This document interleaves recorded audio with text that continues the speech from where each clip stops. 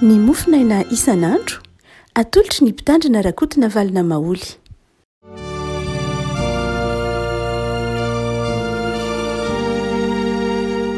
Fariaraba tsika ny avako malala tratra ity alatsinainy voalohan'ny volana aogositra ity. Ny mofinaina voalahatra ho antsika ny avako malala ao anatin'ny lohahevitra hoe tany mafy ny finoana dia ny taratasy faharoa nosoratan'i Paoly ho an'ny Timoty faharoa toko voalohany andininy fahatelo ambin'ny folo ka hatramin'ny andininy fahavalo ambin'ny folo. Timoty faharoa toko voalohany andininy fahatelo ambin'ny folo ka hatramin'ny fahavalo ambin'ny folo fakizika amin'ny anan'i Jesosy. Tanao amin'ny finoana sy ny fitiavana ao amin'ny Kristy Jesosy ny mariky ny teny tsy misy kilema izay efa renao tamiko. Ilay zavatra tsara natolotra anao dia tehirizo amin'ny fampahelezan'ny fanamasina izay mitoetra ao anatintsika. Fantatrao fa efa nahafoy ahy izay rehetra any Azia isan'ireny Figelosy Hermogena homen'ny tompo famindram-poany ny ankohonan'ny Onesiforosy satria namelombelona ny fanahiko matetika izy fa tsy menatra ny gadrako. Fa raha tany Roma izy dia nitady ahy fatratra ka nahita ny tombony ampahitazan'ny famindram-pony ao amin'ny tompo. Amin'izay andray ary ny hafatratry ny nanom-pony ahy tany Efesosy dia fantatrao tsara. Ray masino manamasinana ny fahamarinana ny teninao ny fahamarinana. Amen. Ny andininy fahatelo ambin'ny folo, tanao amin'ny finoana sy ny fitiavanao amin'ny Kristy Jesosy ny mariky ny teny tsy misy kilema izay efa renao tamiko. Riavana ity volana aogositra ity dia sarobidy amintsika protestanta na amin'ny malagasy manontolo mihitsy aza satria ny volana aogositra no fotoana himpanjinantsika manokana ny tantaran'ny martiora. Ny fotoana nandefonana nasalama martiora dia tsaroantsika manokana amin'ity volana aogositra ity. Ary dia tsy agaga raha ohatra ka ny lohahevitra hoe tany mafy ny finoana. Amin'ity volana izay tsahintsika mihitsy manarangarana manomboka androany ity. Dia ny teny tena mampahaino dia nandininy fahatelo ambin'ny folo hoe tany mafy ny teny tsy misy kilema. Raha ohatra ka verenana dika kely teny dia manao hoe ny teny izay renao tamiko, ny fampianarana izay renao tamiko Paoly dia azony zany. Azony amin'ny finoana sy ny fitiavana. Riavana raha toa ka jerena amin'ny andavanandro ny fiainana kristianina na andavanandro ny fiainana n'olon-tsotra fotsiny ara dia rehefa mijery anjanakitsika isika satria Paoly miresaka amin'ny Timoty zany eo dia rehefa miresaka anjanakitsika isika dia isan'ny faniriantsika mafy mihitsy ny hiazonany izay mba zavatra efa nampianarintsika azy ka ampiariny amin'ny fiainana. Tsisy antony tokony hananarantsika ny zanantsika raha ohatra ka tsy azontsika antoka fa hiaino izy ary tsy azontsika antoka fa hiazona izy. Dia eto Paoly dia mananatra mafy ny Timoty manao hoe betsaka ny zavatra efa nampianariko anao. Betsaka ny teny izay efa nanarako anao, ny teny tsy misy kilema zany hoe ny toriteny, ny fampianarana, ny afatrafatra amin'ny fony fahendrena. Betsaka ireny efa nataoko taminao reny dia tazony reny. Tazony reny ary fikiro. Tsy eo amin'ity Timoty faharoa ty ihany no itenenan'ny Paoly izany fa amin'ny Timoty voalohany hoe tazony mafy ny teny tsy misy kilema, tazony mafy ny teny izay efa nampianarina anao hatry ny fony fahazaza. Dia miverimberina zany teny hoe azony fikiro ilay teny, ilay fampianarana, ilay sotoavina efa nomenanao. Satria fantatrao fa mahasoa zany ary fantatrao izay nampianatra anao zany. Fa ny olona lehibe rehefa malala sy ity Timoty faharoa ity ny toko voalohany dia ny hoe ahoana ary no fomba hiazonana ilay fampianarana. Fantatra fa tsara ilay izy. Tsy izay rehetra ampianarina akory dia voazo an'izay rehetra miaino. Tsy izay rehetra afafy akory dia maniry. Tsy izay rehetra itenenana akory na anarina dia andray izay zavatra tsara na lazaina. Dia eto Paoly manome fanalahidy anankiroa an'i Timoty zanany. Hoe ahoana ny fomba hiazonanao lay afatrafatra na ilay tenin'Andriamanitra. Mba tsy hahatonga ilay afatrafatra na tenin'Andriamanitra hanidina fotsiny. Ndray maka Jesosy ao amin'ny filazantsara sinoptika na Marka na i Matthieu dia samy mitantara ilay hoe nivoaka amin'ny mpamafy ndray maka. ary rehefa nivoaka ny mpamafy dia namafy ny vonafafy, nisy ny voafafy teny amy vatolampy, nisy ny voafafy teny amy tsilo, nisy ny voafafy teny amoron-dalana, ary nisy ny voafafy teny amy tantsara. Ary de io Jesosy manao hoe nisy ny naniry vetivety de maty, tahaka an'ireo voafafy teny ambony vatolampy zay nisy tany kely ihany fa tsy naharitra. Nisy voafafy teny amy tsilo izay niara-naniry tamy tsilo izy fa saingy tsy naharitra. Nisy ny voafafy teny amoron-dalana de tsy naniry mihitsy fa de nitsakitsahy ny olona nohan'ny vorona. Ary nisy ny voafafy teny amy tany tsara de naniry izy. Dia tahaka zany koa rehefa koa malala ho tenin'Andriamanitra io. Ny tenin'Andriamanitra zay renao izy mantsy Timoty dia tokony ho tahaka ny teny zay voafafy teny amy tany tsara ka maniry. Ahoana ny fomba iazonan'ny Timoty ilay teny ka tonga ilay teny aniry tahaka ny voanafafy teny amy tany tsara, fa tsy tahaka n'ilay voanafafy teny amin'ny teny an-dalana, teny an-dalambe na teny amy tsilo na teny ambony vatolampy ka tsy aniry na tsy hovanina no ny aiai ny fiainana no nietraketraky ny devoly, fa ahoana ny azonana. Ary dia torohevitra ho antsika mihitsy zany rehefa malala, satria itsika varavakely miainy toroteny izanalahady, satria tsika isaky ny alahady maheno fampianarana, isam-bolana mety maheno fampianarana amin'ny akatoko ny fandraisana, amy sehatra maro samihafa mety maheno fitezam-panahy, fa tsy maharitra le fampianarana. Dia eto i Paoly de manome fanalahidy anankiroa amin'ny Timoty, ny fomba iazonana lay tenin'Andriamanitra, ny fomba iazonana lay fampianarana ka hatonga lay tenin'Andriamanitra na lay fampianarana hamo. De hoy Paoly manao hoe zavatra roa noho izy. Ny voalohany de zao, ny fomba iazonanao ny tenin'Andriamanitra, ny teny tsy misy kilema, tsy hoe nenesy ny sofina, tsy hoe tadidina tsara, tsy zay, tsy lay fitadidina iny io, fa izao Paoly ny finoana ny azonanao ny tenin'Andriamanitra. Ry havana, hoy Paoly, mazava tsara ny tenin'ny Paoly manao hoe tano amin'ny finoana, tano amin'ny finoana, azony amin'ny finoana ny teny tsy misy kilema. Inona dika zany rehefa koa malala? Rehefa mandre ny tenin'Andriamanitra isika dia tazonitsika amin'ny finoana hoe ho aza ny tenin'Andriamanitra zany, marina zany tenin'Andriamanitra zany, tena tenin'Andriamanitra zany, de mino ny fahamarina ny tenin'Andriamanitra, de mino fa tenin'Andriamanitra ho anao le tenin'Andriamanitra renesinao. Isan'ny ataontsika hoe mampiavaka ny fiangonana loterana amin'ny fiangonana reforme tsotra, ataontsika hoe tsotra amin'ny fiangonana fekema ohatra, ny tarazo loterana tsy de tena zatra loatra, ny loterana de tena voataiza mihitsy, ary zay dia imotoem-panahy.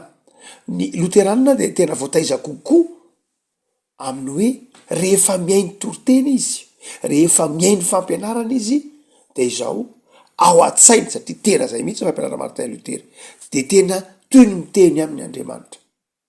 Fa amin'ny protestanta reforme indrindra ohatra ny apahany sasatsasany, mety ho izany tsika fijekemina, dia indraindray mametra-panontaniana ary misalasala hoe tena tenin'Andriamanitra marina ve zay? So de le paster io no miteny, so de olona no miteny fa tsy Andriamanitra amiko, so dia tsy tena sitrapon'Andriamanitra ho azy zany, so de hevitry olona io fotsiny zany fa tsy tena hevitr'Andriamanitra. Satria ny reforme dia voataiza amakafaka ny tenin'Andriamanitra, tsy tokony adinotsika fa ny nipoiran'ny heviteny moderna kehitriny, zany hoe ny nipoiran'ny fomba fitrandraka soratra masina am'izao endriny ankehitriny zao, ny fivoasana ny soratra masina io am'izao endriny ankehitriny zao, de ny protestanta reforme. Ny protestanta reforme dia tena io soratra masina io dia jereny amin'ny atsipiriany mihitsy, jereny amin'ny lafiny siantifika aza ndraindray, ary ndraindray aza dia kiany ny protestant, tsy menatra mihitsy ny protestanta reforme, ataontsika hoe manadiadiny amin'ny avin'ny teny hoe soratra faiza marina io. Izy atao anatin'ireo karazana soratra be dehibe no miteny an'ity teny ity, zany hoe lay ataonareo miteny frantsay hoe critique textuelle, zany hoe tena tsy keraina mihitsy io teny rehetra amin'ny baiboly io. Betsaka nefany ny kristiana ny fiangonana tsy manao an'izay many io baiboly io dia tsy ilaina ny tsikerana ny teny tsirairay ao anatin'io fa raisina amin'ny vona fotsiny ihany. Ireo ataontsika hoe fiangonana evangelika dia tsy mijery an'io textule, tsy mijery an'io péricopy io amin'ny atsipirian'ny teny tahak'izay hijeren'ny fiangonana réformé sasasany azy. Ary ny tarazo loterana momba ny heviteny dia tsy tena mitovy amin'ny tarazo réformé momba ny heviteny.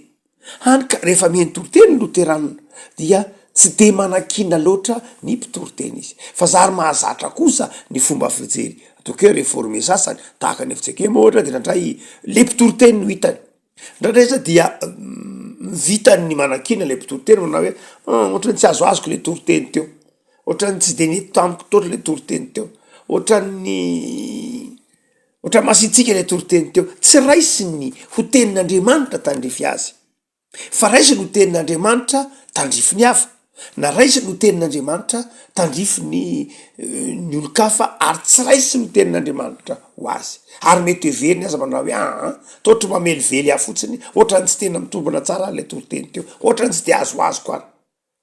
Izay dia tsy tarazo hita loatra ataontsika eo amin'ireo fiangonana loterana na dia samy protestantara. Taratry ny tsy finoana zany reavako malala, fa eo ny mamarina ny tenin'lay mpanoratra antsoina teolojiana anankiray antsoina hoe Karl Barth. Tsy mahagaga loteranina izy de nivoy manao hoe io tenin'Andriamanitra torian'io, io tenin'Andriamanitra renesinao na hazavain'io de tena tenin'Andriamanitra. Tenin'Andriamanitra, Andriamanitra de mametraka ny teniny eo amin'ny mpitoroteny, ka mety mitenina hoe ohatrany tsy azoko le izy de izao mangatahany fanamasina io Karl Barth. Vokatry ny fitarihin'ny fanamasina no ahatakarana ny sitrapon'Andriamanitra amin'ilay toroteny. No zany de izao ny fomba hiazonanao ny tenin'Andriamanitra, ny fomba hitehirizanao ny tenin'Andriamanitra dia amin'ny alalan'ny finoana fa miteny aminao Andriamanitra. Betsaka ny olona ny mandeha miangona fa tsy vonina iaino na tsy mieritreritra manao hoe hiteny amin'ny Andriamanitra fa mandeha miangona fotsiny izy. Betsaka ny olona ny miazakazaka mankany am-piangonana fa tsy resy lahatra fa hiteny aminy any am-piangonana Andriamanitra. Fe eny mandeha miangona aloha mangataka fampahirezana, rehefa any aho de any vaoreko hiteny amiko Andriamanitra na tsy hiteny amiko. Fa alohan'ny angonanao, alohan'ny anganao an-trano de efa tokony atsiary anao fa hiteny aminao Andriamanitra, de mino fa hiteny aminao Andriamanitra. Azay dikan'io tenin'ny Paoly hoe ny finoana no hiazonanao, ilay teny tsy misy klema. Ny finoana zany mahatonga anao resy lahatra fa marina aminao iny tenin'Andriamanitra iny. Raha ohatra ka tsy misy finoana de izao mandalo fotsiny io teny io. Tenin'Andriamanitra moa ve teny Isaia mpaminany manao hoe io teny inge tsy miverina foana amin'Andriamanitra raha tsy efa mahavita zay zavatra panorana azy. Fa panoran'Andriamanitra ety am'izao tontolo zao ny teniny fa nanahoana tsy hiverina amin'Andriamanitra iny fa havita fa amin'ny fiainanao manokana nanahoana niraisinao ve sa tsy niraisina. Afaka malala ny fomba hiazonantsika ny tenin'Andriamanitra ho tenin'Andriamanitra marina, ny fomba hiazontsika ilay fampianarana mahasoa ka hatonga ny tsy ho adino de ny finoantsika. Zany hoe mino rehefa andeha hiangona ianao, mino rehefa andeha hiaino toroteny ianao, mino rehefa andeha hiaino fampianarana ianao fa hiteny aminao Andriamanitra. Aza mieritreritra manao hoe iry olona ireo no hiteny fa heviny rery manokana zany, tsy ry havako malala. Fitenitsika eto Mandrakariva manao hoe apondra aza ain'Andriamanitra ny nampiteny azy, vato aza ny tenenin'i Jesoa fa afaka hiteny ka mainka fa olombelona. Fa rehefa tsy ao anatsika ny finoana fa hiteny amintsika Andriamanitra de tsy ho voazontsika mihitsy izay lazain'ny mpanompon'Andriamanitra na zay afatry ny fiangonana. Ny finoana ary de fanapahan-kevitritsika handray ny fahamarinan'ilay tenin'Andriamanitra. Raha tsy ao anatsika ny finoana, tsy ao anatsika ny fanapahan-kevitra hiaino an'Andriamanitra de tsy ho tadiditsika izay lazain'Andriamanitra na izay lazain'ny tenin'Andriamanitra. raha tsy ao anatytsika ny faharesen-dahatra fa Andriamanitra afaka miteny amin'ny olona rehetra, afaka miteny amin'ny alalan'ny olona rehetra, afaka miteny amin'ny toerana rehetra, ary afaka miteny aminao Andriamanitra. De izao tsy tafatoetra lay teny. Raha vo eritreretintsika amin'io hoe ka sy tenin'olombelona inge iny olona iny heviny angambany zany, fomba fijeriny zany, de zao mandalo lay teny de tsy tadidy akory. Faharoa lehibe de ndraindray ny olona mieritreritra hoe ny tenin'Andriamanitra dia tsy hoe tenin'olombelona ihany, fa ndraindray ny olona mieritreritra aminao hoe ny tenin'Andriamanitra dia tsy tsara tadidiana. Tsy ravako malala. Ny finoantsika no mitadidy ilay tenin'Andriamanitra. Tsy ny saitsika akory no mitadidy ilay tenin'Andriamanitra, fa ny finoantsika no mitadidy azy. Tsy ny saitsika ny miazona ilay tenin'Andriamanitra, fa ny finoantsika manjary tonga finoana zany, mamelona ilay finoana zany, ilay tenin'Andriamanitra. Tsy sakafo ny saina loatra mazava ho azy, satria ao anatin'ny saina, ny saina de tahaka ny disque dur na ordinateur, mitadidy izy. Fa mety mijanona ho tsisy akony amin'ny saina io, fa rehefa misy finoana de manjary tonga aina lay tenin'Andriamanitra. Raha ohatra ka mitadidy ny tenin'Andriamanitra ianao de tahaka ny ordinateur fotsiny ihany. Tsy manako ninina ao anatina telefona de misy baiboly atsofokotsika, fa tsisy ninina mihitsy ao. Tsy manova ninina amin'io telefona io mihitsy lay baiboly tehirizina ao anatin'lay telefona, anatin'lay finday. Fa mety ho feno soratra masina ao anatin'io saitsika io, fa tsy manova na inona amin'ny fiainantsika io, na tadiditsika azy raha tsy ao ny finoana. Any ampitan-dranomasina de be dibe ny olona mianatra teolojia, betsakary ny mahay teolojia lavitra noho ny kristianina, be dibe ny islam, be dibe ny athée, be dibe ny olom-piaramonina mandalina n'io baiboly io any ny faculte de théologie maro, satria ny ampitan-dranomasina ny faculte de théologie dia tsy natao an'ny kristianina ihany, fa natao an'ny olona rehetra. Noho zany de afaka mianatra baiboly sy ny tenin'Andriamanitra ny olona rehetra, fa tsy voatery mino akory izy. Tsy voatery mino io baiboly io tenin'Andriamanitra izy, fa mino fa manaiky an'io baiboly io tahaka ny boky tranaindretra fotsiny ihany. De be ny artikla soratana olona tsy mino, zany hoe tsy mino ny fahamarinan'ny tenin'Andriamanitra, tsy mino an' Jesosy tompo sy mpamonjy, tsy mino fa miteny amin'ny alalan'io baiboly io Andriamanitra, fa de mamaky an'io baiboly io izy amin'ny alalan'ny fomba fijery siantifika fotsiny. De zao tahaka ny ordinateur mitadidy ty baiboly ihany izy, na tahaka ny finday mitadidy baiboly ihany izy, fa tsy manovana inana iny eo aminy. Zay mahatonga ny Paoly eto miteny manao hoe tsy ny saina akory no iazonana ny tenin'Andriamanitra, fitadidiana ihany ny saina, tahaka ny vata fitehirizana ihany izy, zay zava-dehibe tsy adikevitra. Fa izao ny finoana mihitsy hoe lay tenin'Andriamanitra ato anatin'ny saiko ato, lay tenin'Andriamanitra nyrenesiko de zao miteny ho aho, mampahery aho, miresaka amiko Andriamanitra, mitaiza Andriamanitra. Fa ny faharoa levako malala ho Paoly de zao, ny azonanao an'io tenin'Andriamanitra io ka mahatonga an'io fiainanao anao, tsy ny finoana ihany, tsy sihevy ny tenin'Andriamanitra io laha tsy ao ny finoanao, fa ny faharoa de zao lay soratra lay tenin'Andriamanitra koa de azonao amin'ny fitiavana. Hoy Paoly manao hoe tazony mafy, tany mafy ny finoana, tany mafy amin'ny finoana sy ny fitiavana ny teny tsy misy kilema. Faharoa, miaino, miazona ny tenin'Andriamanitra amin'ny fitiavana. Zany hoe ina de zany reavako malala. Be dehibe hoy tsika teo ny zavatra renesitsika andavanandro, ny tenin'Andriamanitra, na ankiry io, na toriteny io, na vakiny io, be dehibe no karazam-pampianarana zay omeny ny tompo atsika amin'ny alalan'ny teniny. Fa izao reavako malala, mety mandalo reny raha tsy eo koa ny fitiavana, tsy tadidy reny, ary tsy manova na inona mihitsy raha tsy eo ny fitiavana. Fitiavana an'izy io, fitiavana lay tenin'Andriamanitra torina, fitiavana lay tenin'Andriamanitra mahatonga io nge mahatonga ny Ezekela mpaminany hoy fa aminany Ezekela mpaminany hoe hitako nahita fahitana de nataon'Andriamanitra teo ambavako ny orona taratasy, natao le anjely teo ambavako le orona taratasy, de nohaniko le orona taratasy lay mirakitra ny soratra masina na mirakitra ny tenin'Andriamanitra, de mamy eo ambavako lay tenin'Andriamanitra, tonga tany ekipoko na melahy le tenin'andriamanitra. Ry avako malala, raha tsy io ny fitiavana ny tenin'andriamanitra de mandalo le tenin'andriamanitra, lasa zioga le tenin'andriamanitra. Zay no angatahnao na lany fanamasina hoe tompo ataovy mamy eo ambavako ny teninao, ataovy mamy eo ambavako ny fampianaranao. Fa raha zany de zao tsy maharitra, tsy manova ninninna le tenin'andriamanitra. Ny fitiavana zany, ny fitiavantsika ny tenin'andriamanitra, ny fitiavantsika n'andriamanitra, ny fitiavantsika ny fampianaran'ny soratra masina ny mahatonga atsika mahazona le teny tsy misy kilema. Raha tsy eo ny fitiavantsika n'andriamanitra de ataonao oana moa no hitadidy ny afatry ny olona tsy tianao. Ataonao oana raha misy olona tsy tianao de tsy ho tadidinao mihitsy ny afatra. Fa rehefa tianao le olona de tadidinao ny afatra. Ary mety ho hitsenjery mihitsy aza reny afatry ny olo tiana reny, reny afatry ny sakaiza tiana reny dia tadidy. No zany de eo Paoly manazava manao hoe ny fitiavana no iazona atsika ny fampianarana.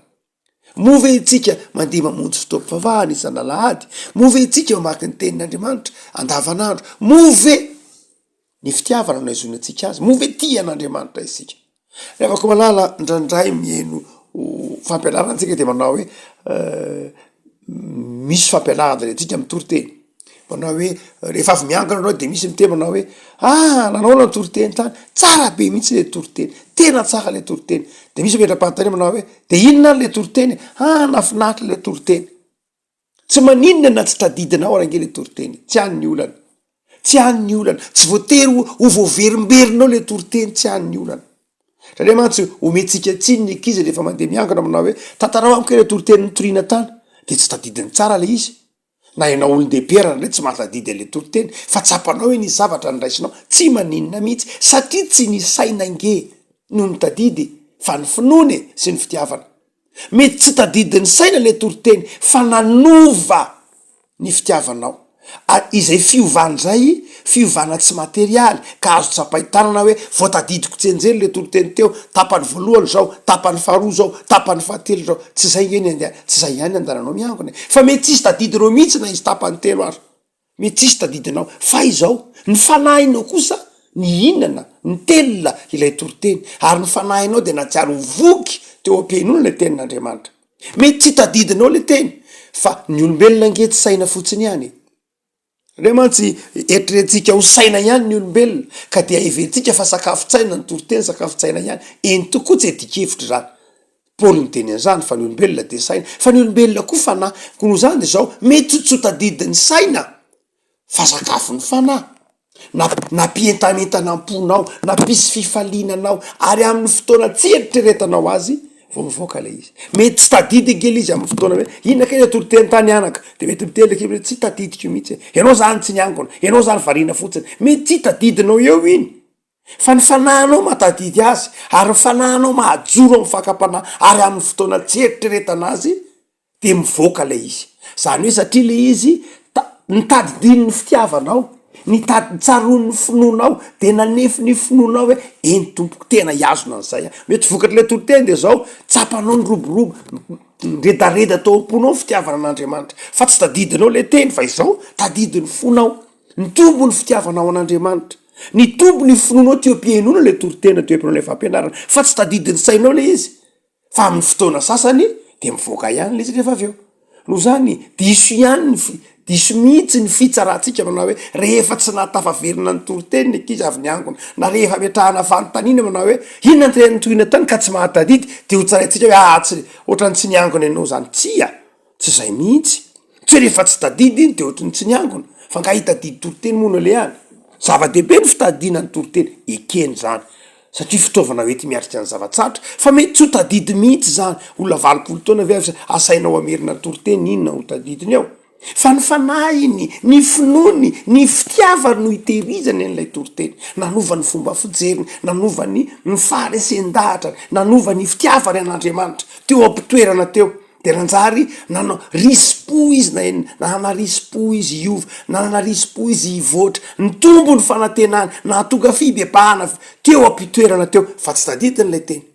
Fa ny zavatra tadidiny de zao hoe ohatrany nanova ny fiainako le teny teo, ohatra napisirisipoa zay ny zava-dehibe ry afako malala no zany tsy mahazo ny tsaratsara atsika manao hoe inona nytoroteny-tany nafinahitra fa tsy tadidy ve tsisy nataonao zany tany am-piangonana tsy afaka mitsara nyrano mihitsy sika fa ny tenin'andriamanitra de izao tsy natao ho an'ny saina ihany ho tsika teo fa natao ho an'ny fanahiny olona koa ary eto paoly de manao hoe tsy ny saina ny azonanao le teny tsy misy kilema ekena fa zava-dehibe ny fitadidiny saina fa ny fitiavanao ny finoanao izay ny azonanao mahatonga fitiavana an'andriamanitra le teny tsy misy kilema afako malala amin'ity andro voalohany sahady amin'ny volana aogositra ity ary de manentana atsika mafy ny soatra masina manentana atsika mafy ny mofinaina manao hoe tano ary tano zay nampianarana anao inona ny fomba iazonanao lay fampianarana inona ny fomba iazonanao lay toetsaina kristianina inona ny fomba iazonanao